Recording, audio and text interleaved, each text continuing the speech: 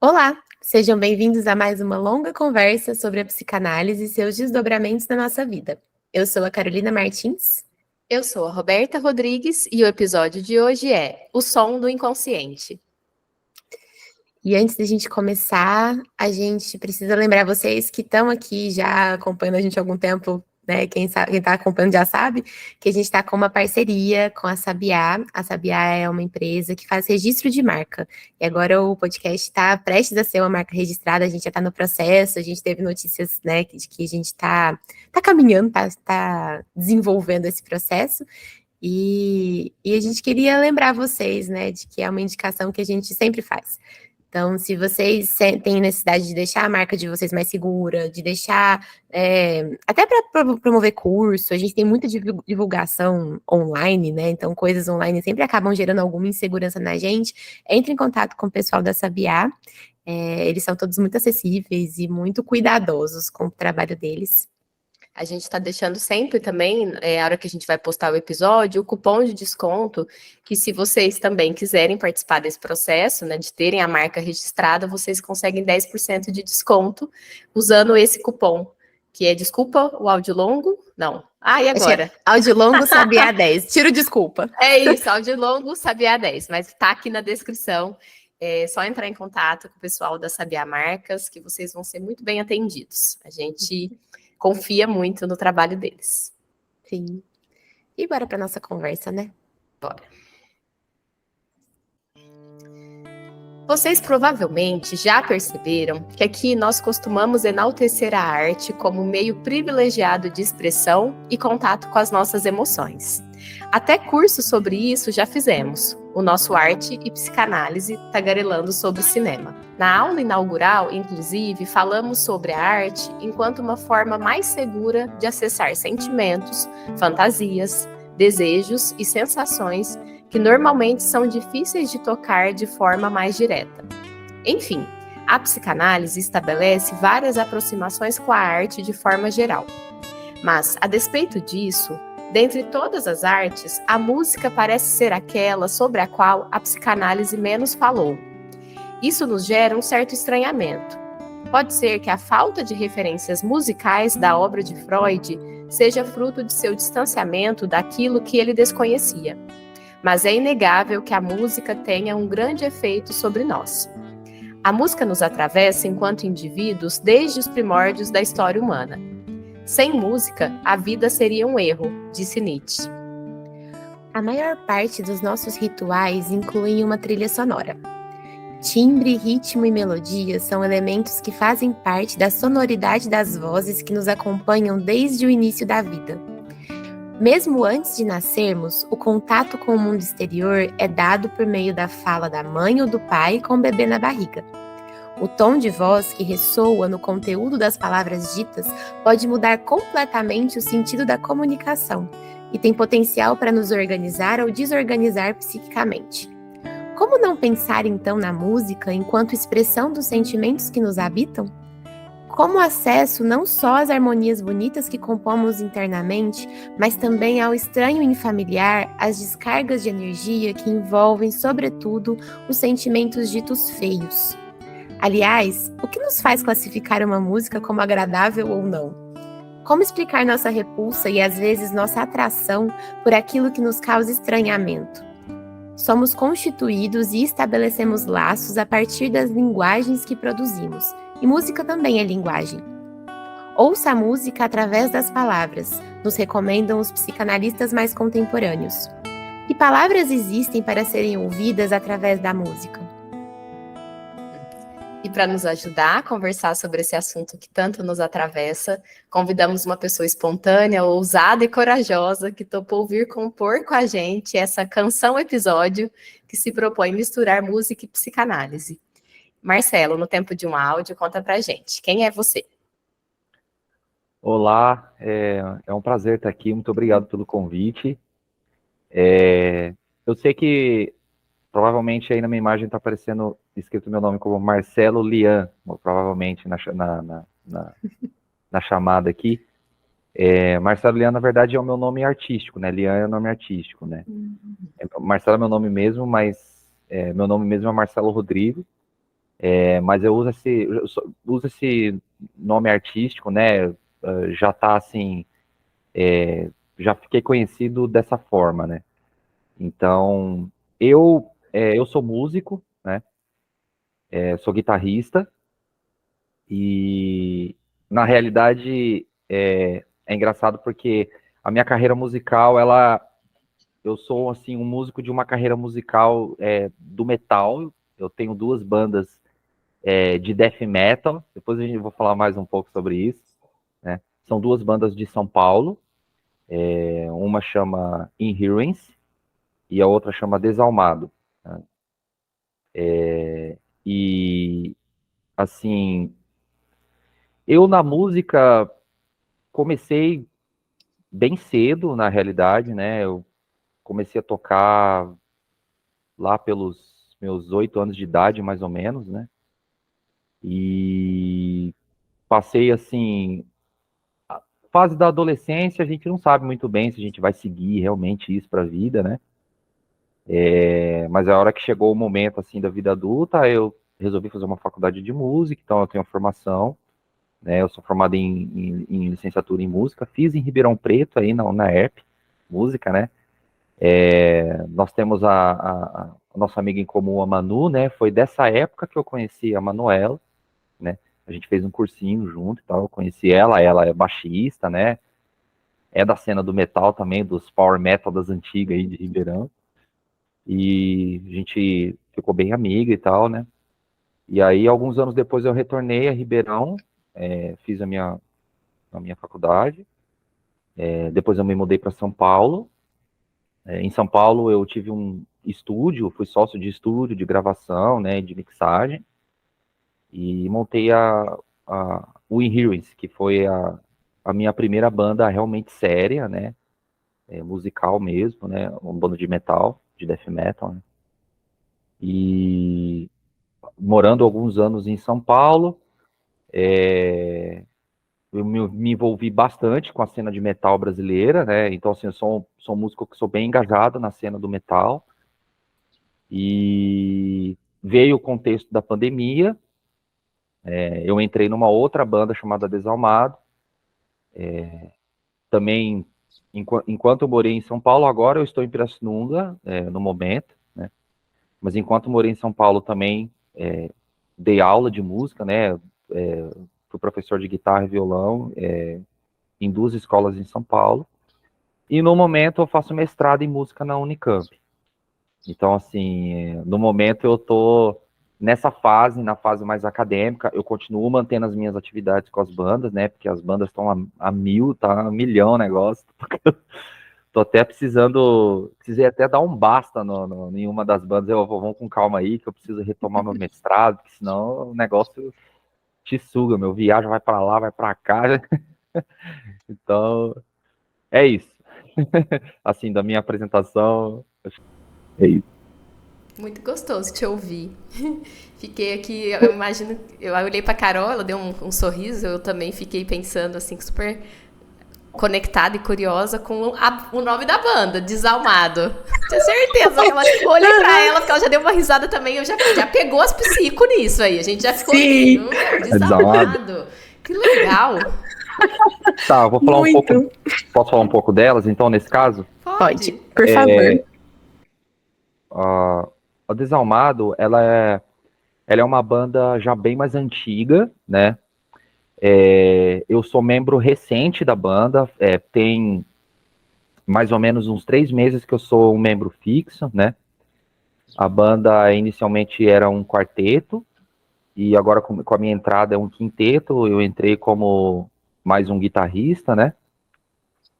E é uma banda que já tem aí uns 17 anos, mais ou menos, de existência, assim, e é uma banda com bastante público, já é uma banda bem maior do que o Inherence, por exemplo, em termos de público, né, em termos, assim, de reconhecimento dentro da cena. E eu ainda não lancei nenhum trabalho com eles. Como eu entrei agora, no fim do ano a gente vai começar a gravar o meu primeiro trabalho com eles, né. que eu tô compondo, né? Entrei como guitarrista, entrei como compositor também. E, inclusive, o estilo da banda vai mudar um pouquinho, porque sempre quando você muda o compositor da banda, muda um pouco, né? É uma banda que começa assim, o metal tem essa coisa de gênero, né? Já começa com isso aí, né? Então, assim, a banda começa como uma banda de grindcore, que é um gênero do metal extremo, a gente vai falar um pouco mais, que essa é a cena musical que eu sou mais envolvido, né? A cena do metal extremo. E o Desalmado é uma banda que começa como uma banda de grindcore. Atualmente ela vai mudar assim para uma coisa mais voltada para um metal hardcore, né, um death metal hardcore. E o segundo ponto importante com relação ao Desalmado é que é uma banda uma banda de contexto político, né? É uma banda de esquerda, né, que atua na esfera da militância da esquerda, porque a cena do grindcore é uma cena bastante militante de esquerda. Eu não sei se vocês têm contato com esse tipo de música, mas sim, o grindcore é uma cena musical que na verdade vem do hardcore, né, mas combina elementos do metal, principalmente do death metal, e é uma cena de um contexto militante de esquerda, né, bastante movimentos antifascistas, né, é uma cena que aderiu bastante às causas LGBT, às causas ambientalistas, às causas veganas, né, então todo esse ativismo que tem dentro da esquerda, o grindcore, ele incorporou bastante nele ao longo da história do seu gênero. Então, o Desalmado é uma banda que vem desse contexto, como toda banda de grindcore. Já o Inherence, não, o Inherence é uma banda, assim, de metal extremo mesmo, né, é uma banda, assim, só musical, mas nós também somos músicos que vêm da cena da esquerda, então mesmo que o Inherence não seja uma banda atuante politicamente, é uma banda que vem do nicho da esquerda, né. O Desalmado é uma banda que os membros criaram, inclusive até uma das recomendações. Vamos deixar. Eu vou falar agora porque tem contexto com a banda, mas também fica para recomendação, vai ficar para as recomendações no final. O Desalmado é uma banda que os membros criaram um canal no YouTube chamado Canal Cena. É um canal que divulga bandas autorais da cena brasileira, principalmente do independente, e que também divulga o contexto do metal e o hardcore com a cena da esquerda, né? Então é um mix de metal e política, né? É um canal assim que atingiu, principalmente na pandemia, eles cresceram muito, divulgam muitas bandas, estão ativos, né? Então muita gente que conhece o Desalmado conheceu o Desalmado pelo Senna ou conheceu o Senna pelo Desalmado, porque o Desalmado já tinha um público já grande antes do canal Senna, mas tem pessoas que chegaram pelas bandas, pelo Senna, inclusive. Então, é isso. Eu queria te perguntar, eu queria falar uma coisa sobre esse negócio do desalmado, que a Rô reparou que eu também sorri, mas eu queria te perguntar uma outra coisa antes, Marcelo. O que que é o metal extremo? Qual que é a diferença, sabe? Tá, vamos lá. Isso, na realidade, tem também a ver com a minha pesquisa. Eu faço pesquisa em música na Unicamp, e a minha pesquisa é justamente no ramo na linha da musicologia, né, da análise musical, e a minha pesquisa é voltada para um desenvolvimento metodológico de análise dos subgêneros do metal. O que é o metal extremo? O, o heavy metal, eu vou perguntar para vocês aqui, em que período vocês acham que o heavy metal surge? Nossa, nunca parei pra pensar Não isso. sei. Mas o heavy metal pra mim tem muito cara sei lá, eu posso estar muito enganada, mas eu associo muito com a mesma época lá dos negócios do Woodstock, que não tem nada de heavy metal, sabe? Com essas revoluções, com essas Uma coisa mais manifestações. libertária. É uma coisa reacionária também, assim, é onde minha cabeça vai. Tá, vamos lá. O contexto do libertário tá bem em cima, sim. O heavy metal ele vai ser codificado mesmo como um gênero por volta mais ou menos ali do final dos anos 70, principalmente com as bandas de Purple, Led Zeppelin e Black Sabbath. Então é mais ou menos nessa época que o heavy metal começa a ser codificado como um gênero musical. E é totalmente libertário, sim, tá? Isso aí é uma coisa que a gente vai ter que... Não, assim...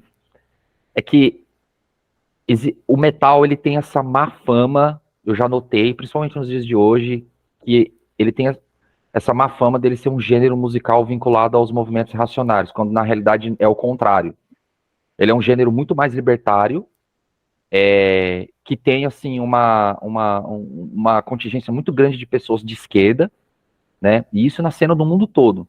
Mas ele carregou, e isso é uma coisa que até hoje eu tento entender por quê ele carregou na visão das pessoas de fora, dele ser uma cena de pessoas reacionárias, sabe? Que eu acho que talvez isso esteja um pouco vinculado também à questão do metal extremo, né? Então, assim, você tem os anos 70, que é o momento em que o gênero começa a surgir como uma linguagem musical, né? E aí você tem duas vias do heavy metal. Esse momento mais libertário, né? E você tem aquele contexto também, aquela coisa da vida do americano motociclista, do maluco que anda de moto, vida louca, né? Que isso também fez parte da história do heavy metal, né? Então você tem basicamente você tem duas camadas dentro desse ambiente musical. Essa camada da liberdade de você fazer o que você quiser na música. Isso carrega muito do blues na realidade, né? Porque o metal ele tem muita herança do blues. Então essa coisa de você querer fazer uma música, né, que tem a ver com essa coisa de você, sabe, soltar as coisas de você, assim, porque isso vem do blues, cara, tá ligado? Então, assim, essa coisa da guitarra elétrica, do negócio ser barulhento, tudo isso vem do blues, assim, né? Então o heavy metal pega isso pra ele, né, mas ele tem esse contexto dessa coisa que vem do rock, na realidade, porque o que é o rock? O rock é o blues dos brancos, né? Então ele tem essa coisa, né, do rock ter surgido, é basicamente uma repaginação do blues, né? Aí você tem esse contexto da parte mais negro-americana, afro-americana, né? Dessa origem tanto racial como de classe nos Estados Unidos, né? E você tem o branco que começa a se envolver com essa música, começa a participar disso, e aí você tem essa questão do mercado, da apropriação do mercado e tal, se transformar aqui um novo produto, as gravadoras, o interesse, tem todo esse contexto, né? E aí você tem a Inglaterra que começa a se inspirar no blues, aí você começa a ter o rock inglês do outro lado ali do outro continente, e aí você começa a ter essa troca de cultural, né? Principalmente entre América do Norte, Estados Unidos e Inglaterra, e aí você tem uma grande onda de bandas inglesas, você tem o rock americano e tudo isso. Então o metal ele vai surgir dessa troca de experiências, né? De uma coisa muito assim, para lá e para cá, mais ou menos ali no final dos anos 70, né? E nos anos 80, que foi realmente o grande período do metal, que o metal surge como uma cena musical mesmo, né? Não é mais rock. Descolou do rock, e aí agora você tem uma cena autoconsciente, né? Formada no imaginário coletivo ali, daquele movimento musical. Cara, isso é heavy metal. Então você começa a ter as gravadoras para metal, você começa a ter as bandas tocando só metal, os festivais que dão espaço só para metal. E nos anos 80 você tem uma fragmentação muito grande de subgêneros. E isso é muito da cultura do heavy metal, né? Então, assim, as três primeiras bandas que eu falei para vocês, na história do metal, elas são entendidas como a primeira onda de bandas de heavy metal. A segunda onda de bandas de heavy metal é o Iron Maiden, Judas Priest, que provavelmente vocês conhecem essas bandas. Iron Maiden, Judas Priest, Motorhead, Def Leppard, essas bandas. E essas bandas são conhecidas na história do metal como New Wave of British Heavy Metal, que é a geração de bandas que realmente consolidou o metal. Porque Deep Purple, Black Sabbath e Led Zeppelin ainda é muito rock and roll. Tem gente que chama de rock, tem gente que chama de heavy metal. Eles são muito mais chamados de rock, na verdade, eu acho que bem de heavy metal, assim. Mas o embrião tá neles, principalmente no Black Sabbath. A minha opinião como pesquisador, que estou pesquisando disso, para mim, quem codificou, criou o heavy metal foi o Black Sabbath. Surge deles, né? Aí, nos anos 80, você tem essa cacetada de bandas, né?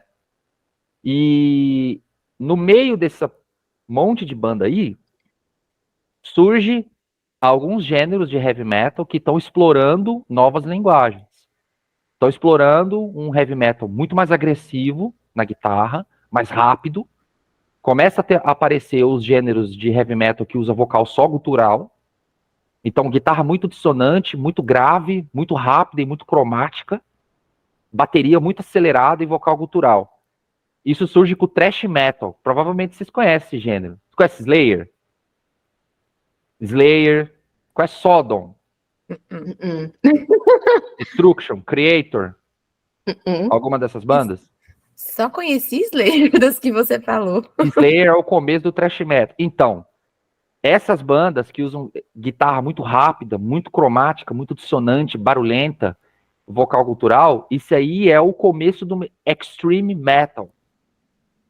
Que do thrash metal veio um monte de gêneros. Aí aparece o death metal, o black metal, o grindcore, que é um gênero do hardcore, na realidade. Então é tudo metal agressivo, rápido, pesado, barulhento, dissonante, com vocal gutural. Tudo isso é metal extremo. Pra quem tá, assim, ouvindo a gente, o que é o vocal gutural? É aquele só gritado. Entendido. O Sepultura, vocês conhecem Sepultura, né? Sim. Sepultura, então. O Sepultura, o orgulho nacional do Brasil aí, é uma banda de thrash metal, que é um gênero do metal extremo, né? Então, assim, é aquele metal que não é bonito. É um metal agressivo. E eu acredito que essa ideia que as pessoas têm do metal ser uma cena reacionária foi principalmente por conta do metal extremo. Porque porque o metal extremo ele tem toda uma roupagem extremamente transgressora, né? Então as capas, as artes das bandas são muito violentas, muita violência, sabe? As letras, muito violência. Os shows tem aquelas rodas que a galera fica tudo se batendo, aquilo é o mosh pit, aquilo é do metal extremo. Aquilo, na verdade, veio do hardcore, né? Que o metal extremo incorporou, porque o metal extremo ele se relaciona muito com o hardcore, né? Então, assim, essa coisa da violência, da agressividade, essa coisa meio testosterona, que na verdade já vem do heavy metal, já vem do heavy metal, né? Do tradicional, né? Então eu acho que as pessoas têm essa associação, que é uma cena reacionária, principalmente por conta do metal extremo. Nós aqui, na nossa era aqui, depois dos anos 90 e tal, 2000, a gente, ainda mais que esse contexto super político que a gente vive. Então isso é o metal extremo, por isso que chama metal extremo extreme metal, porque ele leva tudo que existe no metal, ele levou ao nível mais radical possível. Todas as letras, os encartes, a música é muito extrema, a dinâmica do show é muito extrema. Então eu sinto que das pessoas de fora existe um estranhamento muito grande com a cena do metal extremo. As pessoas estranham muito o metal extremo por causa desse contexto todo. E na realidade é uma cena que tem muita gente de esquerda, muita gente libertária, por nível que pareça. O grindcore é uma cena toda de esquerda, e é uma cena do metal extremo, entendeu? Na verdade do hardcore, né, mas que está associado ao metal extremo. Eu acho que, na verdade, se a gente for pôr uma lupa, não parece tão estranho, sabe, Marcelo? Porque, a hora que você foi trazer essa pergunta, né? Por que será que as pessoas associam isso a essa coisa reacionária e tudo mais?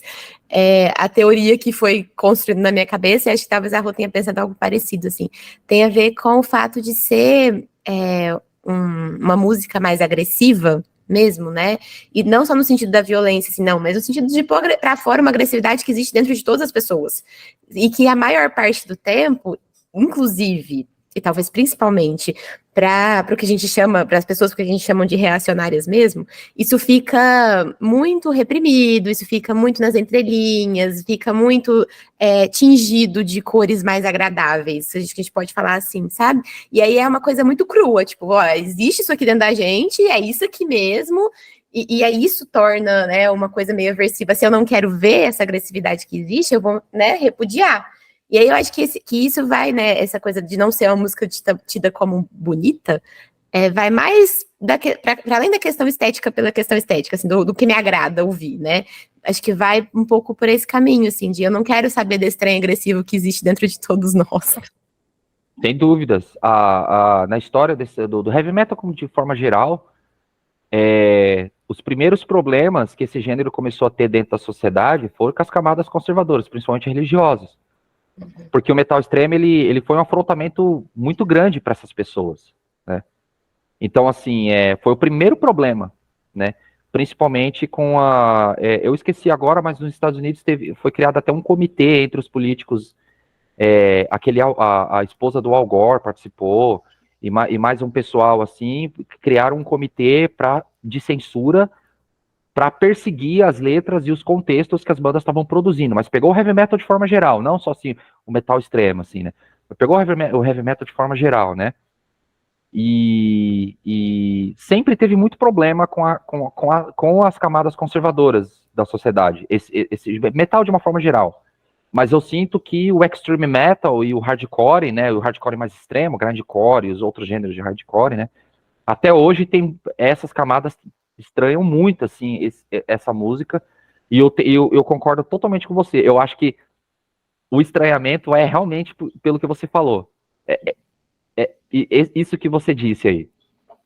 O diferente provoca na gente uma necessidade de querer distanciar, né? Porque como você estava contando, você é alguém da música, então, assim, tem total semelhança, eu imagino, com as pessoas da banda que você entrou.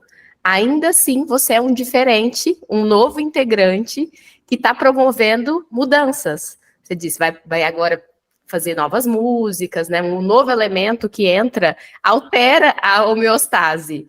Então, tudo que é diferente, a gente tende a querer primeiro repelir, né? Sim. Sim. Isso é muito verdade. Isso é tão verdade que às vezes provoca até confusões num monte de coisas, assim. Uhum. E é foda, porque lidar com essas diferenças, porque assim, é engraçado, porque muitas vezes a gente fala sobre as diferenças na arte, que a arte lida com as diferenças, que a arte mexe com essas coisas do mundo, ela mexe com a diversidade, né? Hoje eu não sei o que vocês pensam, mas hoje eu tenho uma nova visão sobre isso, né? Que lidar com as diferenças não é somente uma coisa poética. Muitas vezes é uma coisa truculenta, né? Muitas vezes as diferenças elas se manifestam na sociedade via tensões, via conflitos. Então, às vezes, você quer trabalhar um novo elemento dentro da sua obra de arte, você quer apresentar uma proposta como artista que muitas vezes a sociedade não está preparada. E a hora que você mostra, nossa, cai assim, uma montanha de reações negativas em cima de você. Às vezes leva anos, né? Gerações para aquilo ser até considerado arte. Exatamente. Isso é muito complicado, cara. É engraçado porque é engraçado porque a gente está o tempo todo ouvindo que as diferenças são coisas poéticas, né? Cara, a arte é legal porque ela trabalha singularidades, que ela trabalha identidades, etc, etc. Mas na realidade você tem um campo de tensões muito grande, né? E isso se manifesta na sociedade por muitos conflitos, sabe? Não é uma coisa tão poética como a gente pensa, sabe? E vivendo com a minha banda, por exemplo, com as minhas duas bandas, né? Pô, eu vejo isso, cara. saca? Eu vejo isso o tempo todo, assim. É muito difícil, sabe? Talvez a gente enche de palavras muito bonitas justamente porque o negócio é difícil mesmo. Então, singularidade, alteridade, até a palavra do lidar com diferenças, vem carregado, né, de coisas que a gente acha bonito. E o ponto é que é difícil, é conflitivo e dá muito trabalho. É, dá mesmo. Tô Eu tava, viajando aqui na minha cabeça em várias coisas. Tá vindo vários elementos, assim, tô tentando juntar para falar, nem sei se vai fazer tanto sentido, mas eu tava pensando quanto que às vezes precisa mesmo gritar, né? Precisa mesmo o libertário, de alguma forma, precisa passar pelo revolucionário ou pelo reacionário, ainda que não seja. Estava pensando até, a gente já fez conversas aqui sobre racismo, né? E o quanto que às vezes a gente fica nessa assim, precisa educar, precisa falar sobre branquitude, né? Precisa que as pessoas se impliquem, mas que o negro muitas vezes está cansado, puto da vida, assim, sem nenhuma mais paciência para ficar ensinando o branco, e que aí tem toda uma outra parte também de, né? Tem uma outra via que não é só pacífica, porque tem hora que também enche o saco, né? E aí eu tava lembrando, que acho que tem mais a ver com a nossa área, de uma vez que uma supervisora minha me falou de um médico que deu um exemplo para ela, que ela disse assim, que tem feridas na pele, a gente tem feridas que elas não sangram e que elas precisam sangrar para poder sarar. Porque ela fica ali real, né? Esse é o exemplo psíquico que ela estava me contando, mas existe um tipo de ferida que não sangra. E aí o médico precisa arrancar aquela ferida para sangrar, para poder curar. E aí eu fiquei lembrando disso, assim, né? Ouvindo, pensando que precisa, acho que também ter um pouco dessa via. Eu também acho. Eu fez também total acho. sentido, inclusive. Você falou que não sabia se ia fazer muito sentido. Acho que resumiu um pouco, na verdade, do que eu tava É, sentindo, pelo menos. é, é, assim,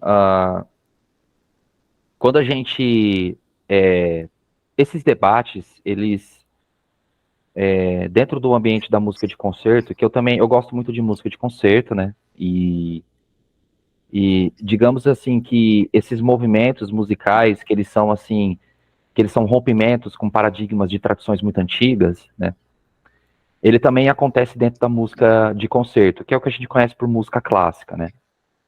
Então você tem, no início do século XX, você tem novas correntes musicais que começam a mudar a língua, né, da música de concerto.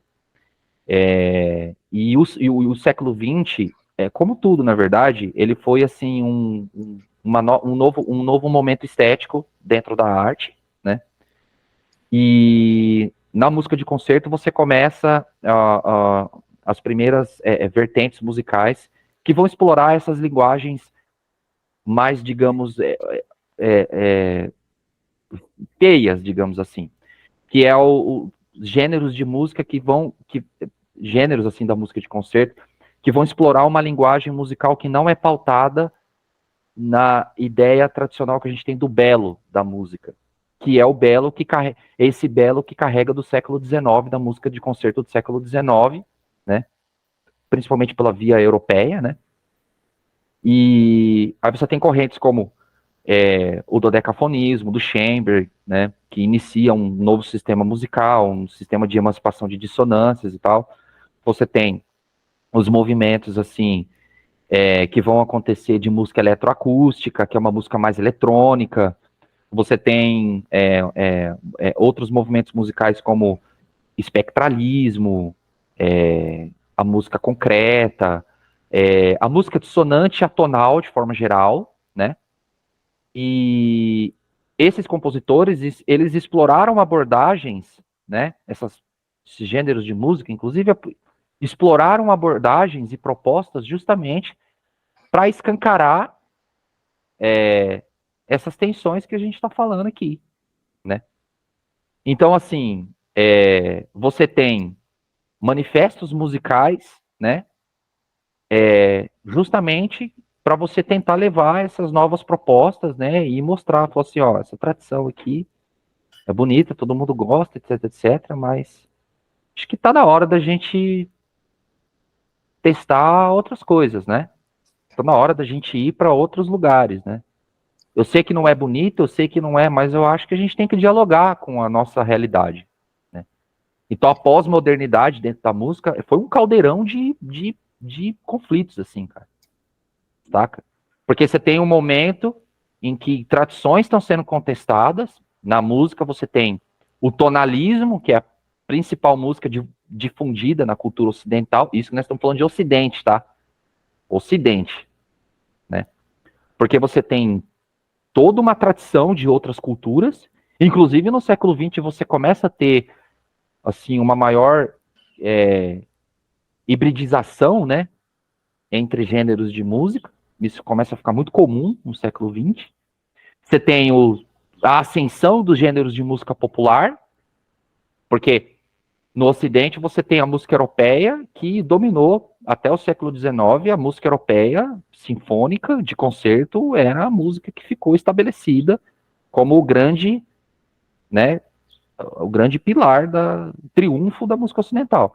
Quando você vem no século XX, e aí você tem você tem novos países aparecendo como força cultural, principalmente Estados Unidos. Claro que isso aconteceu como uma imposição muito grande deles, de um plano deles de impor a cultura deles, claro, que infelizmente foi dessa forma, né? Você tem a amplificação, as tecnologias de gravação, de reprodução, que estão surgindo no século XX, né? Você tem o rádio, você tem a música amplificada, você tem os gêneros de música popular, principalmente americana, né? Que começa a difundir para o mundo, né? E o mundo começa a pegar isso para eles, né? E adotar também como parte do seu vocabulário musical. Claro que tem culturas aqui e ali, países aqui e ali que vão resistir. No Brasil aconteceu esses movimentos, né? Assim, de resistir um pouco à influência americana, principalmente pela via da música brasileira. O que é bom também, a gente também tem que contestar isso, tem que resistir também a essas coisas. Mas tem coisas que foram inevitáveis, não teve como nadar contra, né?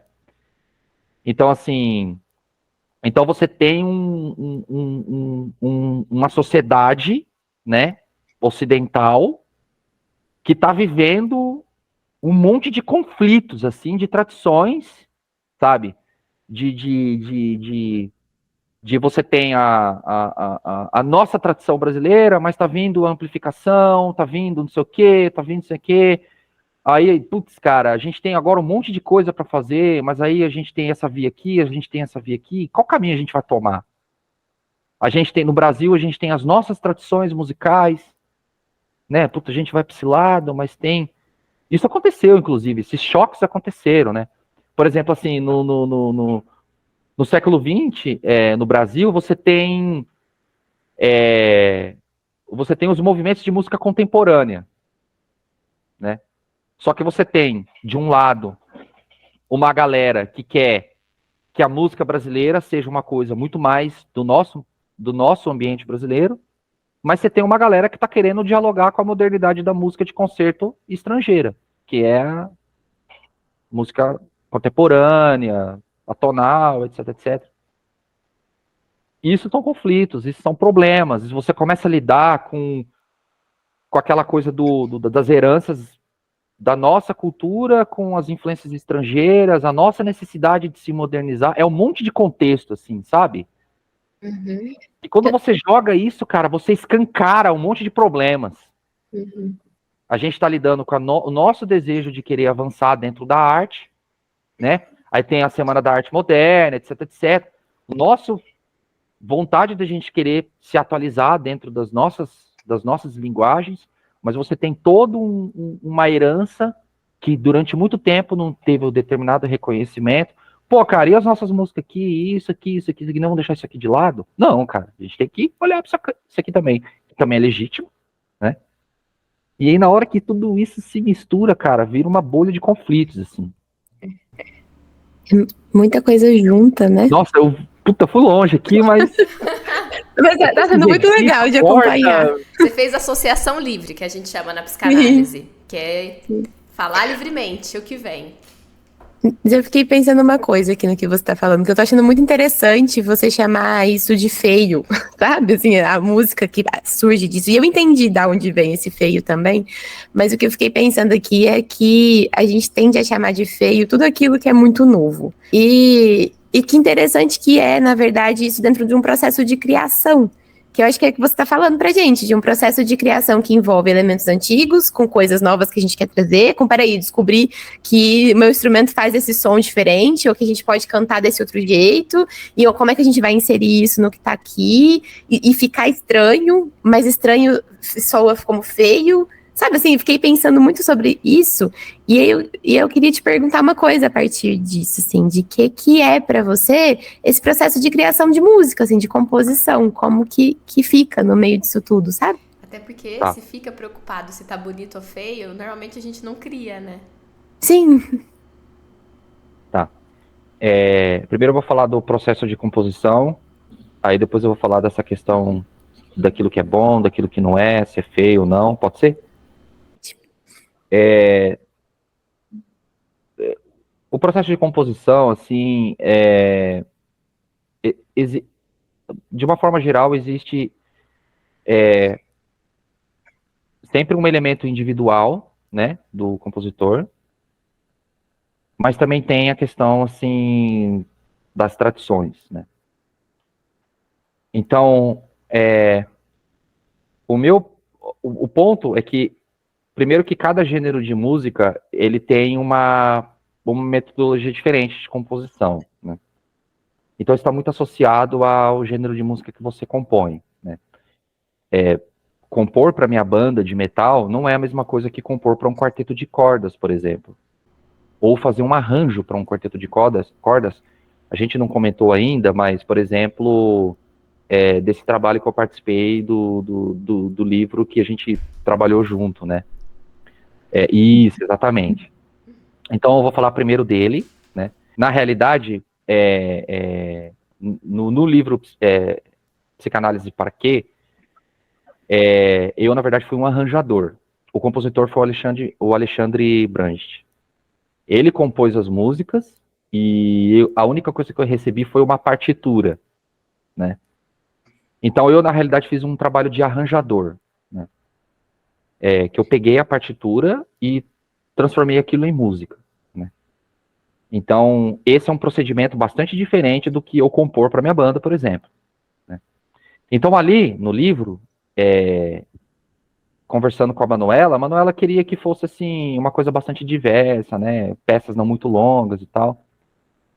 Então, ali eu tive que ter uma mentalidade meio de arranjador mesmo, de pensar assim, começa desde a formação instrumental que você vai usar. Pô, aqui eu vou colocar um quarteto de cordas, aqui eu vou colocar uma orquestra, aqui eu vou colocar só um piano. Então já começa tudo com isso, né? Só que a primeira coisa que eu fiz foi ler o livro, né? Os textos, tudo, as imagens, né? E tentar, assim, uma imersão com o livro. Então, a cada título, a cada tema do livro, né, eu lia os textos, via as imagens, tinha experiências diferentes com cada uma delas, né, e pegava a composição, fazia uma redução de piano, que a gente fala, né, que eu pego aquele arranjo, coloco numa redução de piano, né, e eu usava, assim, programas de software de edição de partitura que você escreve a partitura, o programa toca a música, né. Então, que é o Sibelius, né, que todo músico conhece, compositor conhece o Sibelius, né. Então eu uso o Sibelius, é um deles, né, tem muitos, né. Então eu usei o Sibelius para fazer a redução de piano, colocava na partitura e tocava aquela redução com som de piano mesmo. Então eu ouvia a música, né, e com todo o arranjo, com tudo que ele fez, e tentava ter uma imersão com a música dele, com a linguagem dele. Então, naquele momento eu pensava, pô, essa música tem certo movimento, tem essa identidade, tem aquilo, isso. Eu voltava lá no texto, lia um pouco o texto, via um pouco as imagens, tocava a música e ficava deixando ela tocando na redução de piano, em círculos, assim, em repeats, né? lendo o livro, o que estava sendo falado naquele momento da peça e tal, e tentava compreender a identidade que ele tentou colocar por cada texto ali. Então eu procurava uma identidade com tudo aquilo que estava acontecendo, né? Então nesse momento eu escolhia a formação instrumental, né? Acho que isso aqui vai ficar legal com um quarteto. E aí eu montava as vozes, né? Usava assim, tem uma série de regras de harmonia, de contraponto, usei bastante contraponto, né? E tal. Montava todo o arranjo e dentro mais ou menos de uma identidade que eu achava que ficava naquilo. Então se eu achava que um texto ou uma imagem tinha determinado movimento, ou me soava com que algo mais assim sutil. Cara, eu acho que o texto aqui tá meio sutil, a imagem tá meio sutil. Então eu escolhia um arranjo que fosse assim, não tivesse tanta turbulência, que fosse um pouquinho mais sutil e tal na linguagem. Então isso me influenciou na hora de fazer as peças, os arranjos das peças do livro. Quando eu achava que o texto ou a imagem era mais truculento, era uma coisa mais assim, eu dava um pouco mais de energia para o negócio. As vozes ficavam mais cruzando, costurando entre elas, né? Eu usava dinâmicas mais pesadas, articulações mais de trêmulo, coisas mais... Arredor, por exemplo, é uma música muito... tem uma linguagem muito... ela tem uma linguagem mais assim... como se fosse uma coisa que fica uma coisa meio de uma agonia, assim, né? Eu notei isso na linguagem musical dessa peça. Então aí eu coloquei um piano e um cello, né? E aí eu coloquei, assim, imitações, né, de melodias e tal, que fica, sabe, voltando, voltando, voltando. Isso porque a música já tá feita. Ele já pensou na música. Eu só pensei, assim, nos contracantos, melodias de contraste, para ficar uma coisa meio... E o piano com o timbre do cello, o piano, né, uma coisa muito intimista, são dois instrumentos que estão dialogando, entendeu? Então, só estou dando um exemplo de como o procedimento ele se relacionou com o que está sendo falado no texto, no livro, nas imagens, e a proposta Deixa eu só fazer uma observação, Marcelo, porque Tá. quem não conhece o livro, talvez que está ouvindo o episódio, né, não conhece, talvez pode não estar entendendo, né, que a ideia do livro chama Psicanálise para Quê, o livro, e aí foram psicólogos que foram convidados, eu fui uma dessas psicólogas que tentava responder essa pergunta com um poema, um texto de uma página, e aí depois teve uma pintora, né, uma artista que fez uma pintura para cada texto, e aí depois o Marcelo e o Alexandre fizeram as músicas, só para as pessoas entenderem. Desculpa, a gente... porque como a gente trabalhou junto, né, então a gente acha que perde esquece de mencionar, é isso mesmo. Agora, para a minha banda é uma outra história, né? Assim, é uma outra forma. Então, o metal ele tem a sua forma de compor, existe uma tradição, né? Também, né? Tem essa coisa do gênero. Então, você tem a preocupação de você colocar uma identidade sua ali, ao mesmo tempo que você tem que se preocupar com essa coisa da receptividade, como as pessoas vão ouvir o que você está fazendo.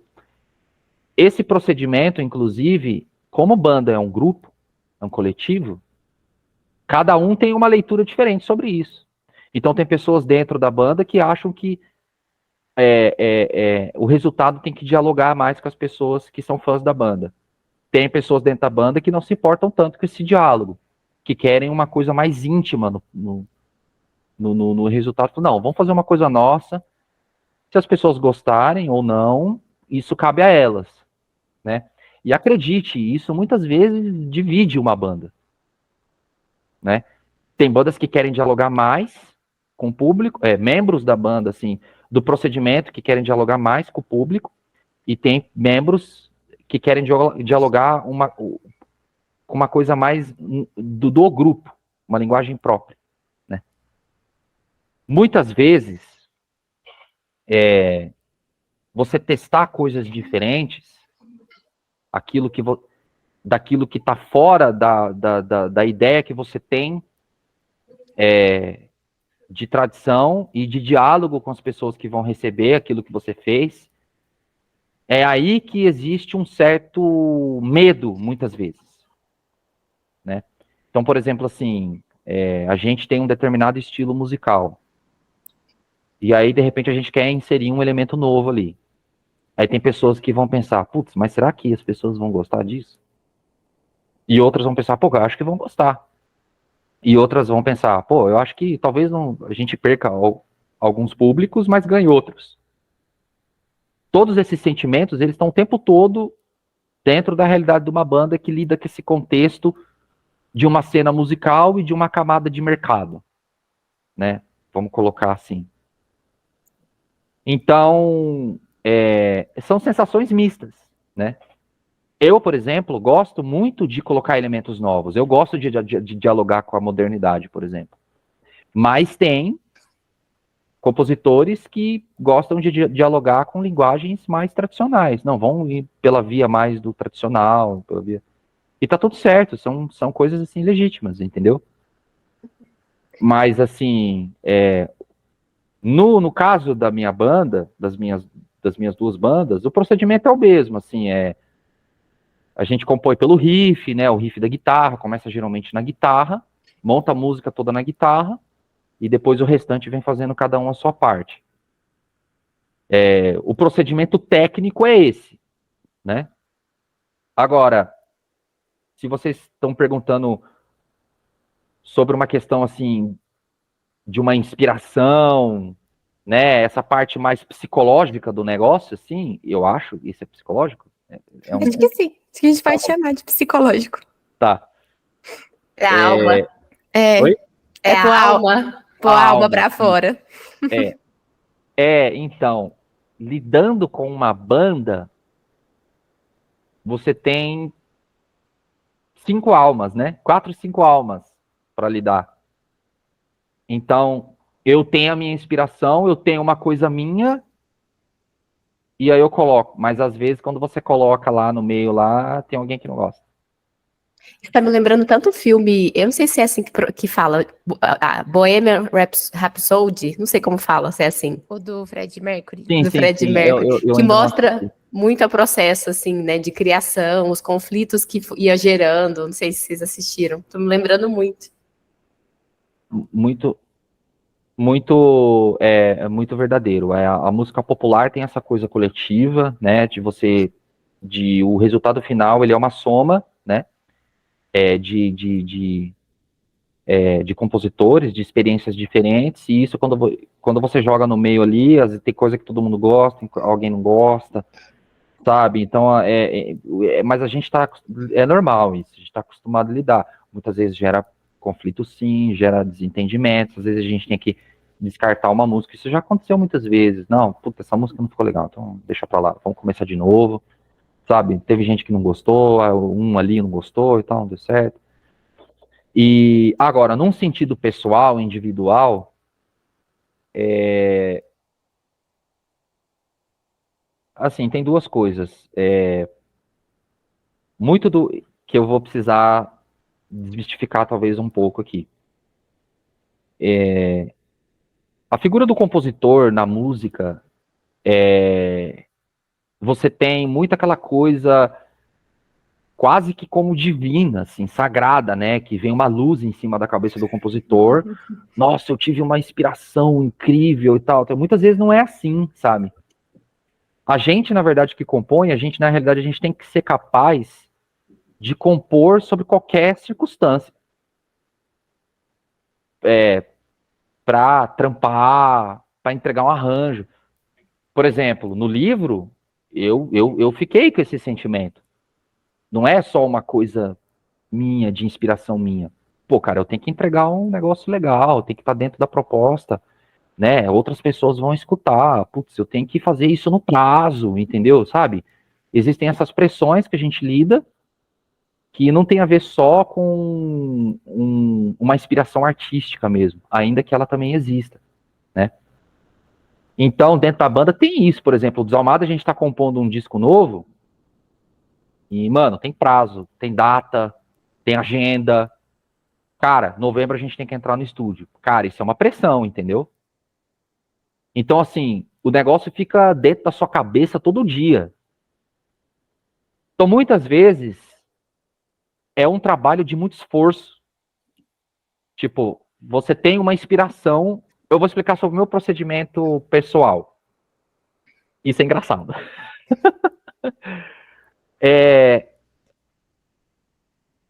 Algumas pessoas que perguntaram para mim sobre como é comigo,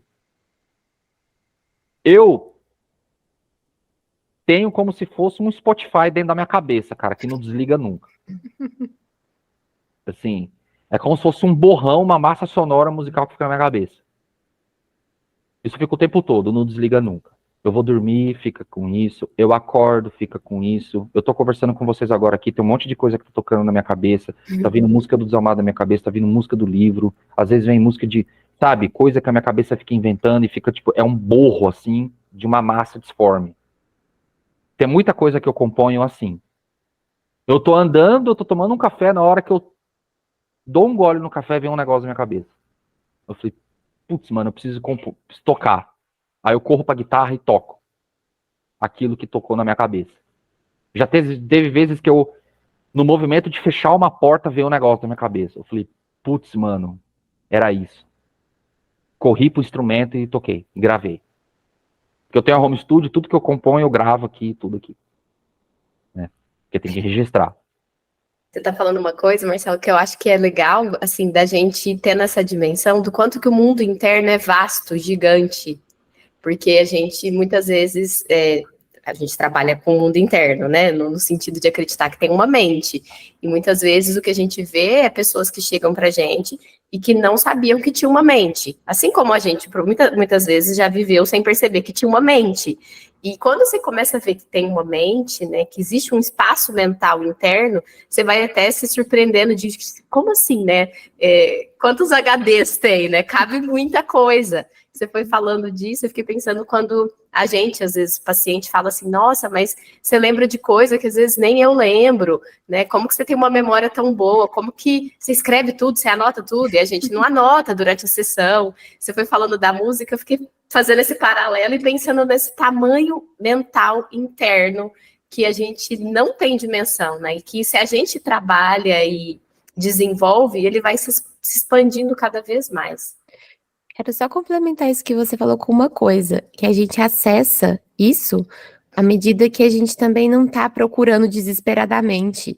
Então, isso que você falou de lembrar do que o paciente falou em sessão, vem porque a gente está ali flutuando, né, na atenção flutuante, né, flutuando com ele numa outra questão, numa coisa que está ali compondo o que ele disse, o que ele já disse antes, o que ele é e tudo mais.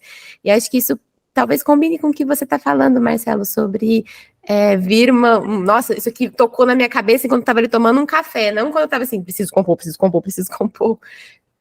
A gente, claro que se você ficar ali, né, arduamente tentando fazer a coisa, também vai surgir alguma coisa ali, mas normalmente a gente tem acesso a esse conteúdo muito vasto que tem dentro da gente quando a gente está não prestando muita atenção em fazer isso obrigatoriamente. Mas é legal você trazer isso, né, também, de desmistificar, porque assim, é trabalho e também tem que acontecer e acontecem sob circunstâncias que talvez não fossem as ideais. E é isso que eu ia dizer, assim, é legal pensar a trabalheira que dá ter que fazer isso, desse jeito que vem, a inspiração que vem quando você acessa alguma coisa grande em você, tem que fazer isso quando tem um prazo te esperando, quando tem uma coisa que você precisa produzir ali, e juntar tudo isso num trabalho só, assim, é muito complexo. É aí que eu queria chegar. Uhum. Só deixando claro que eu gosto muito quando eu tenho esses momentos que o negócio vem na cabeça, sabe? E esses momentos são os momentos que muitas vezes você consegue fazer coisas assim de um jeito que você não espera, né? Quando, por exemplo, eu gosto muito de compor improvisando. Eu pego um instrumento, fico improvisando, improvisando, improvisando, improvisando, improvisando. Eu sempre tento colocar algum elemento de espontaneidade no meu processo criativo. Racionalizar demais pode atrapalhar. Essa que é a verdade. Então, assim, Se não tiver o elemento da espontaneidade, cara, porque muitas das coisas que eu faço vêm de improvisações. Você tá tocando, tá fazendo, mas tá improvisando. Eu pego a guitarra e fico fazendo. De repente, eu esbarro num negócio. Ô, isso aqui ficou legal, cara. Peraí, vou lá e gravo. Na hora. Né? Ou tô sofejando, fazendo com a boca. Sabe? Tipo, essas coisas assim. Então, a espontaneidade, o processo espontâneo de criação, ele é importante, extremo, assim. Inclusive, quando as pessoas vêm me procurar, perguntar sobre coisa de composição, eu sempre, principalmente quem estudou comigo, fez aula comigo e tal, e às vezes gente da cena que vem me procurar para estudar guitarra comigo, que é gente de banda, né, que sabe que eu toco no Desalmada, no Inrios, e sabe que eu sou professor e tal, aí me procura. Pô, cara, eu já dei aula de composição, já voltado para isso, e os caras, assim, sempre me perguntam sobre como desenvolver o processo criativo, e a primeira coisa que eles querem é teorias, saca? As teorias musicais, elas servem para te dar um determinado repertório, né? Mas as teorias musicais, e elas nunca afirmaram isso. Elas não são feitas para você fazer do jeito que elas estão falando. Isso não está em nenhum livro de teoria musical nenhum. Nem de psicanálise. Eu não sei se você sabe, Marcelo, mas você tá falando muito de psicanálise. Psicanálise pura. Essas últimas falas todas suas, eu tava me segurando, porque eu falei, ele tá falando. Opa. É psicanálise que você tá falando. Então, agora eu vou, é isso vou que a gente faz. Nem precisa. Se você trocar música por análise... É chover no molhado. Ali... Você tá falando o que a gente faz também. Sim. Então assim, a primeira coisa que eu falo assim, ó, cara, teoria musical não é pra você fazer do jeito que tá falando ali, e ninguém tá falando pra você fazer. Então, desencana, cara, disso aí. Você quer estudar, estuda. Mas não é pra você repetir do jeito que tá ali. Faz do seu jeito. E eu sempre falo pros caras, mano, improvisa. Espontaneidade é a melhor ferramenta que você tem no processo criativo. Eu sou um defensor absoluto da improvisação como aliado do processo criativo. Fazer as coisas na hora, cara, faz você perceber coisas no movimento do negócio. É ali na hora, ali você tá percebendo, cara. Saca? E isso vai cada vez mais melhorar esses momentos que você tem de inspiração, assim, de coisas que vêm de repente. Porque a diferença de você ter uma inspiração no seu processo criativo, porque são duas coisas. Veja que eu deixei claro aqui duas coisas. Uma coisa é a inspiração do processo criativo fora do movimento, e outra coisa é dentro do movimento. Porque quando você está improvisando, você está tendo você está compondo instantaneamente. Você está compondo no movimento, no ato musical. Isso é a improvisação, o estudo da improvisação.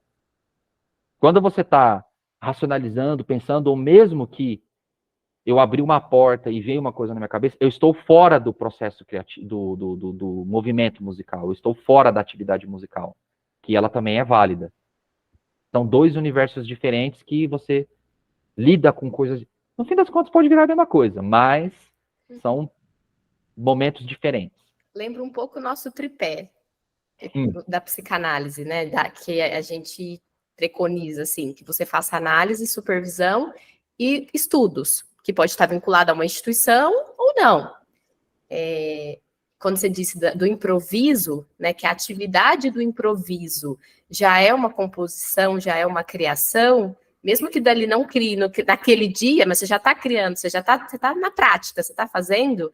Eu fiquei pensando muito na análise, porque a gente faz análise, a gente precisa se cuidar, se conhecer, e aquilo é o material principal para a gente conseguir estar com o paciente.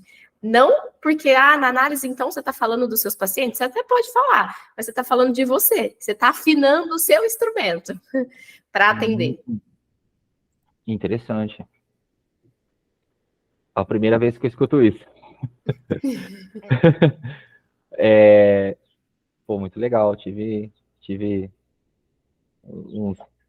umas inspirações aqui. Legal, legal. Ai, O que legal de bom. conversar, o legal de conversar, mesmo que seja de outras coisas assim, é que você, cara, pra arte tudo vira uma ideia, assim, tudo vira uma. Para a gente também, assim, qualquer interação que seja rica, verdadeira, né, viva, você pode utilizar como uma inspiração, por exemplo, enquanto você está atendendo, que é muito diferente de você falar, eu vou assistir um filme, porque na hora da sessão eu vou tentar associar com aquele filme, ou com aquele livro, com aquela arte, aí já perde a função. Perde a espontaneidade. E eu acho que, no final das contas, isso não vale só para a produção artística ou para nossa produção enquanto trabalho, né, com psicanálise. Eu vou arriscar dizer aqui que pode valer para qualquer coisa na vida. Porque se a gente ficar muito ali só no protocolar, a gente, né, perde essa riqueza dessa troca. Porque a gente combinou essa conversa, a gente está aqui junto, marcamos horário, né, fizemos um roteiro, tem toda a parte protocolar envolvida. Mas na hora de conversar, pelo menos é o sentimento que eu tô tendo. Tá sendo uma coisa rica porque tá sendo verdadeira, tá sendo espontânea, a gente tá vendo para onde a gente vai com isso. A gente tem, não vou falar só da arte isso, mas acho que isso é para tudo, né? O nosso processo de aprendizado, ele não tem como evitar as referências de quem você está aprendendo. Então, claro, tudo é uma construção. A gente vai aprendendo de pouquinho em pouquinho, como você falou, sabe, um passo de cada vez, né? Inclusive, é por isso que é tão difícil romper as tradições, porque você aprender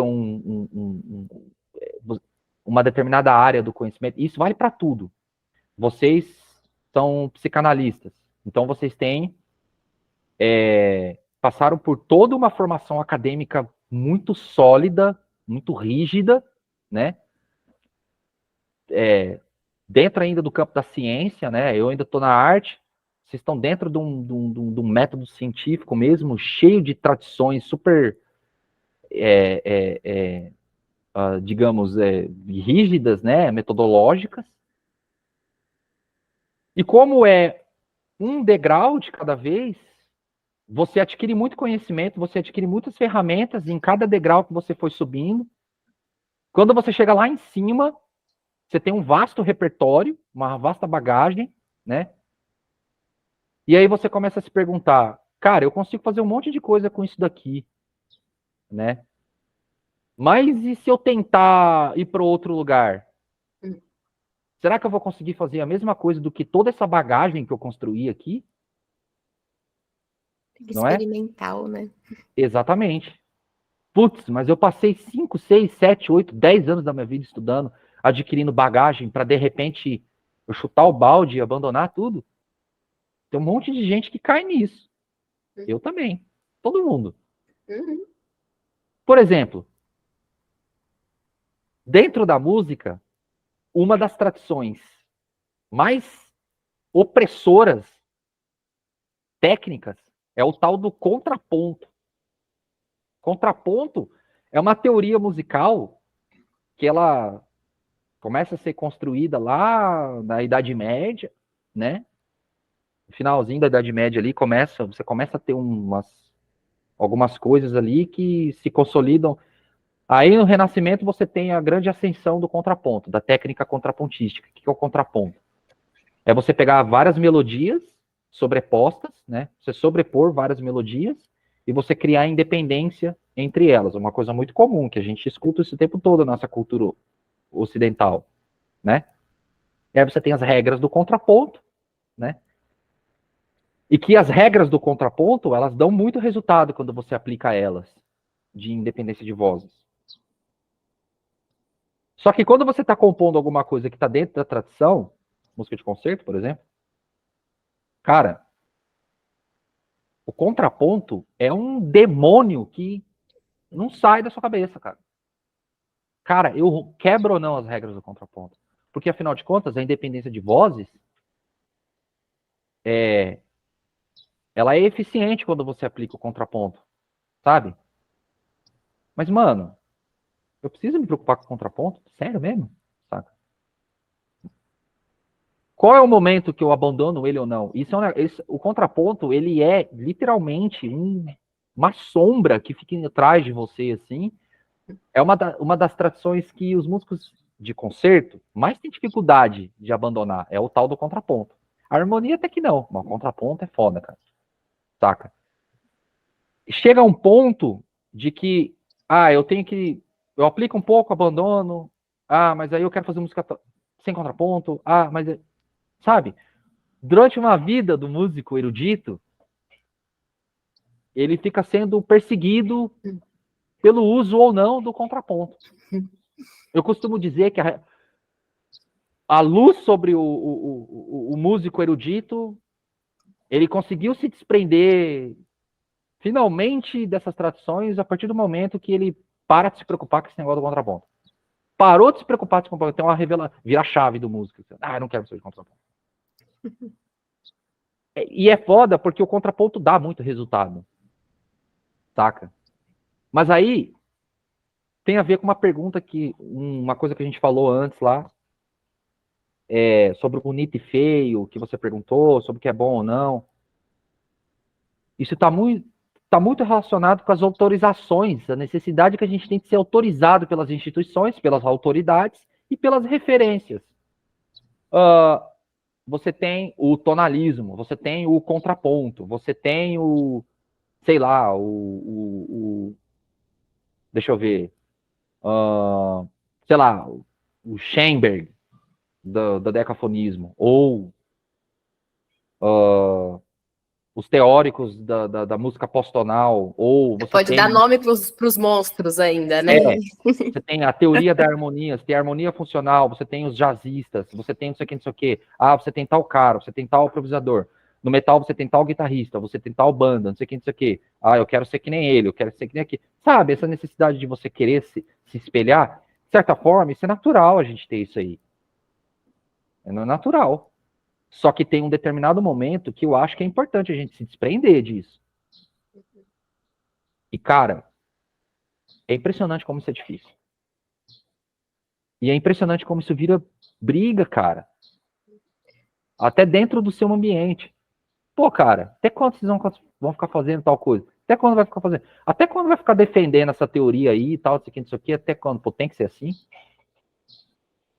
São demônios que ficam em volta da gente, cara, e o negócio é difícil, entendeu? Porque a gente tem essa necessidade de, sabe, até eu, que nem você falou assim, você parece muito com a minha professora que quer experimentar coisas, se desprender das coisas, etc. Mas eu também tenho as minhas necessidades de autorização.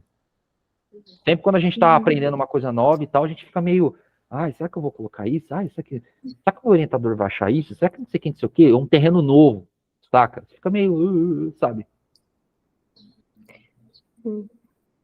Se sustentar enquanto uma pessoa, né, com escolhas próprias é muito difícil, né? Muito difícil. Sim. Porque acho que é dar espaço para dúvida.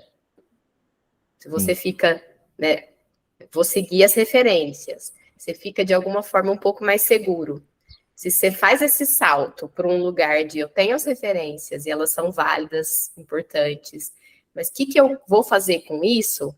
Você se implica. E aí dá um cagaço. Dá muito medo. Porque às vezes a referência que você está se pautando é uma teoria super antiga e você é um cidadão pós-moderno, de um contexto tal. Sim. Meio que perde até sentido social você fazer aquilo, dependendo da proposta, sabe? Tipo, você pode até fazer, mas se preocupar com isso, tipo... Mas é foda, é difícil. Mas você ganha vida, né? Porque na hora que você estava contando para Carol de fazer som, me veio uma ideia. Sabe quando a gente começa a questionar? Eu fazia isso muito quando criança. Às vezes agora eu não faço tanto, mas você fica assim, nossa, por que cadeira chama cadeira? Aí fica repetindo cadeira, cadeira, cadeira. Aí de repente você perde um pouco o referencial, você fica meio perdido. E aí você fica tipo, uou, né? Tipo, estou aqui nesse momento presente. Me lembrou mindfulness um pouco, né? Isso também, de quando você está ali pensando, eu estou fazendo som, você vem para o presente, né? Que é o que eu estou sentindo que foi essa conversa também, assim, que a gente está muito aqui, né? Foi um encontro. Sim. Que infelizmente a gente precisa ir caminhando para o final, porque agora que eu fui ver a hora. A gente falhou mais uma vez, nos 50 minutos. A gente sempre falha. Mas é uma falha ótima essa, porque rende muita coisa interessante. E eu acho que antes da gente ir para a Caixa de Pandora, eu só queria comentar assim de novo, tanto que pode ser mesmo que você não saiba, Marcelo, mas você está falando muito de psicanálise. Assim, quando você fala de espontaneidade, de criatividade, de estética, da importância da referência da teoria, mas a gente também poder abandonar a teoria, do que a gente compõe junto ali com alguém quando a gente está ali fazendo algo junto, do conflito que é tudo isso, porque você fala, isso gera muito conflito, né, dentro do grupo, mas gera muito conflito dentro da gente também. Todas essas coisas que você está dizendo, assim, a gente tem muitos conflitos internos, assim. Então, Eu até muito. arrisco dizer que assim, não é só sobre psicanálise que o Marcelo está falando sobre vida. Sim. Né? É mais alto do que psicanálise, porque às vezes a gente fica achando que a gente tem acesso a essas questões da vida na psicanálise, né? Porque a gente estuda isso. Mas aí isso não está só na psicanálise. Marcelo está chegando aqui trazendo coisas que a gente estuda na psicanálise, mas que é sobre a vida. E isso aí é muito importante, inclusive, para a gente sair de um lugar meio arrogante de falar, eu sei disso porque, sei lá, eu estudo fulano, eu estudo qualquer coisa. É uma forma de acesso a essas coisas da vida. Então, a arte é uma forma, a psicanálise é outra, outras teorias dentro da própria psicologia são outras formas, outras coisas que têm nada a ver com psicologia no mundo também são formas de acesso. Assim, é bem interessante. Eu fico feliz que vocês acharam que eu, no fim das contas, falei dentro, assim, sobre psicanálise sem saber, porque eu tava com a sensação o tempo todo de que eu tava desviando totalmente do negócio, assim. Não, desviou não. Porque quando a gente, putz, eu fiquei super preocupado, eu até pensei assim, cara, será que eu tô viajando isso aqui, tô indo longe, tô fugindo do tema, putz, meu. Até isso a gente pode chamar de psicanálise, que é o que a Rô estava falando agora mesmo, de associação livre, então tá tudo certo. Bora para nossa caixa de Pandora? Bora. O que você tem para indicar pra gente, Marcelo? Para indicar? Bom, eu vou indicar alguns livros e alguns compositores. De livro, eu gosto bastante das leituras de estética, né, que é a filosofia da arte. Então, tem 3 livros que eu gostaria de indicar, que é A Origem da Obra de Arte, do Martin Heidegger, A Filosofia da Nova Música, do Theodor Adorno, e A Obra de Arte na Era de Sua Reprodutibilidade Técnica, do Walter Benjamin. O Heidegger fala mais sobre os significados da arte, o que é a arte, na origem da obra de arte, né? Ele vai discutir mais a arte em si. Filosofia da Nova Música, ele vai falar sobre essas frentes que são mais contemporâneas dentro da música de concerto, né? Vai falar muito do Chamber e do Stravinsky. Mas o Adorno é uma leitura meio... Bom, Adorno é meio duro de ler, assim. Mas, de qualquer forma, quem tem interesse nesses assuntos assim, de música contemporânea é um livro legal. E esse do Walter Benjamin, ele vai falar bastante sobre o cinema, né? E o contexto da arte na modernidade, na questão da indústria da música, das etapas de montagem, tal. É um livro leve de ler, acho super interessante. E musical, tem um compositor nesse assunto de música mais contemporânea, assim. Eu gostaria de indicar o compositor Penderecki. Ele se escreve Penderecki, C-K-I, Penderecki. Qualquer peça do Penderecki, mas eu recomendo o quarteto número 2 dele, de quarteto de cordas número 2. O Yannis Xenakis, que é um compositor também de música contemporânea. A Erma é uma peça interessante para se escutar. Tetras também, de quarteto de cordas. Em relação ao metal, deixa eu ver o que eu posso indicar aqui. Bandas de death metal, assim, para entender um pouco mais do contexto que foi falado aqui sobre o metal extremo, eu indicaria o Aborted, que é uma banda de death metal. Que mais? Indico também o Ingested, uma banda também de death metal, só para ter um contato um pouco mais. E Grindcore, que é uma cena bastante militante de bandas nacionais, eu indico o Hot, que é uma banda de grindcore nacional. Facada também, outra banda de grindcore nacional, assim, desse contexto mais político do metal, do grindcore. E aquele canal que eu mencionei no começo, que é o canal Cena, que é um canal assim para você conhecer bandas da cena brasileira, de metal e hardcore, principalmente do nicho extremo, e da relação entre música e política, principalmente do campo da esquerda, né? Uau! Quanta indicação! Boa! E muita coisa. É muita coisa aí, né?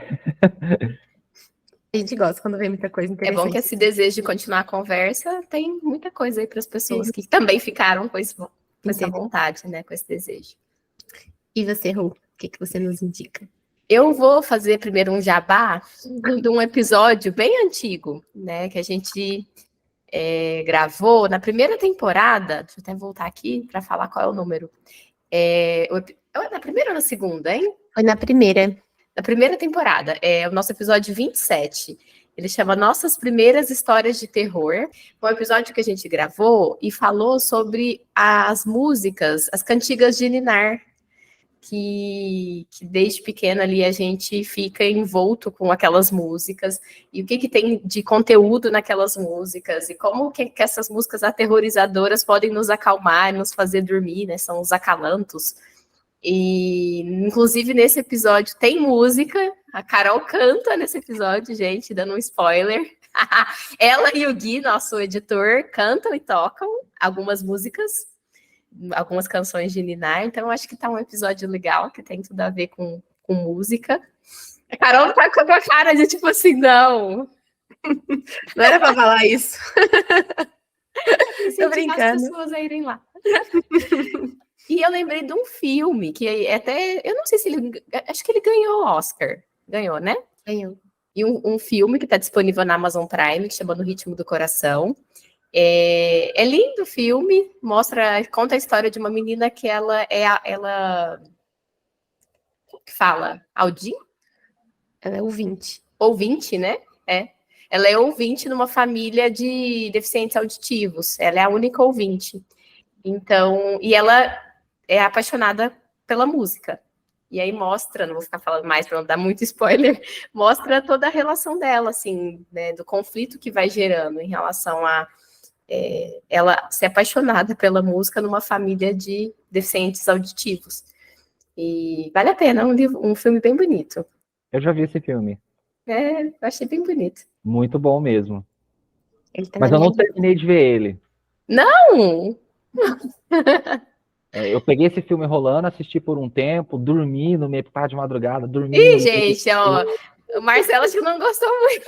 Não. Eu peguei o filme rolando, assim, tava muito tarde e tal, e eu comecei a assistir, aí eu tava gostando do filme e tal, aí eu não capotei no meio do filme, assim, eu não me lembrava, inclusive até tinha esquecido o nome dele, então eu peguei o filme rolando, mas o filme é bom mesmo, assim. Sim. Ele tá na minha lista. E você, Carol, o que você indica? Eu queria indicar um livro. Esse primeiro livro, são 2 livros, um mais da psicanálise, que chama A Face Estética do Self, que é do Gilberto Safra. É um livro petitinho, sim, mas ele é muito interessante, que ele vai falando assim dessa nossa relação estética com a vida, sabe? Estética para além da definição do belo e do feio, mas enfim, não vou ficar falando de estética, do que é estética, não. É um livro que vale muito a pena conhecer. Esse é A Face Estética do Self.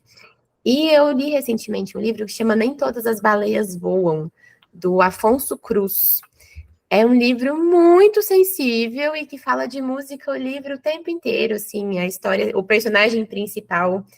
Na verdade, eu entendo que o personagem principal é o filho dessa pessoa, mas assim, o que começa com o livro é um pianista e ele toca o blues, uma mistura de blues com jazz, fala de blues o livro inteirinho, mas fala muito assim da relação visceral que ele tem com a música e vai usando a música como metáfora para as nossas relações como um todo.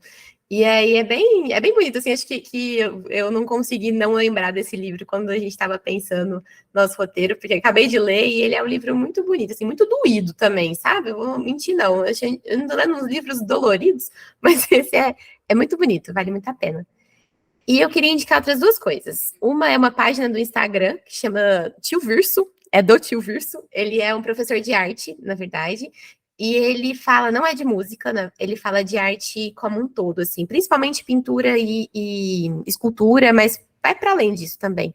E vai rompendo um pouco com essa coisa da arte tradicionalista demais, assim. Então, ele traz arte africana, ele traz arte asiática, ele traz críticas à arte, ele traz o tanto que se fala sobre sexualidade na arte, desde que o mundo é mundo, e como a gente ficou meio puritano de um tempo para cá. Enfim, é muito legal a página dele, ele chama Tio Virso.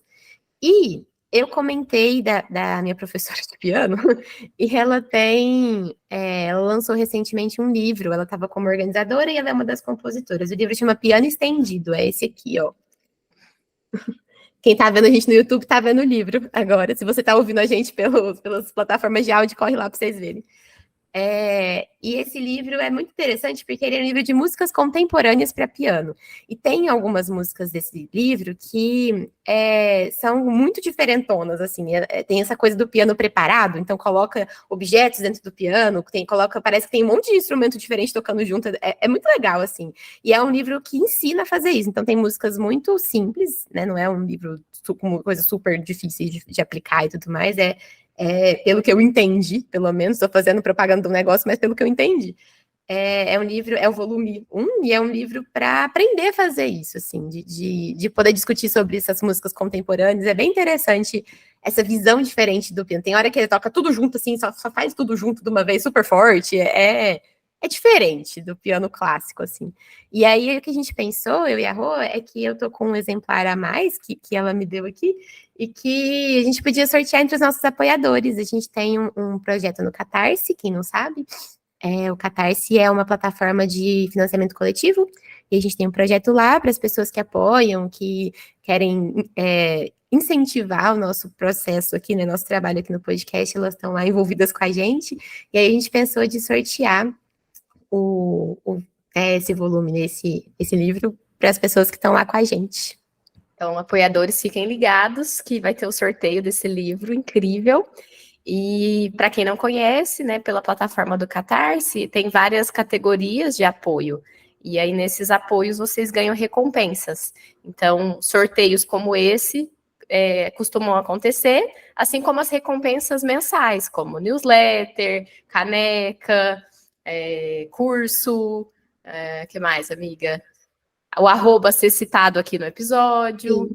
Sim, tem diferentes recompensas ali para as formas diferentes em que as pessoas podem nos apoiar. Então, uma das coisas vai ser esse sorteio. De vez em quando a gente consegue livros para sortear entre os apoiadores, não é a primeira vez. E acho que está bem contextualizado, assim, com o que a gente está conversando aqui. Eu não falei o nome dela, né? A minha professora chama Mariana. Mariana Mendes. E o livro chama Piano Estendido. E é isso, né? É isso, queríamos muito, muito, muito te agradecer, Marcelo, por esse encontro. Por essa aula. Tive aula aqui. Mas por essa troca. Pô, muito obrigado. Eu fiquei muito feliz pelo convite. Depois, assim, que eu fiquei sabendo, quando a Roberta me mandou o roteiro, assim, eu vi mais ou menos como seriam as perguntas e tal, os temas, assim. Eu fiquei super intrigado, né?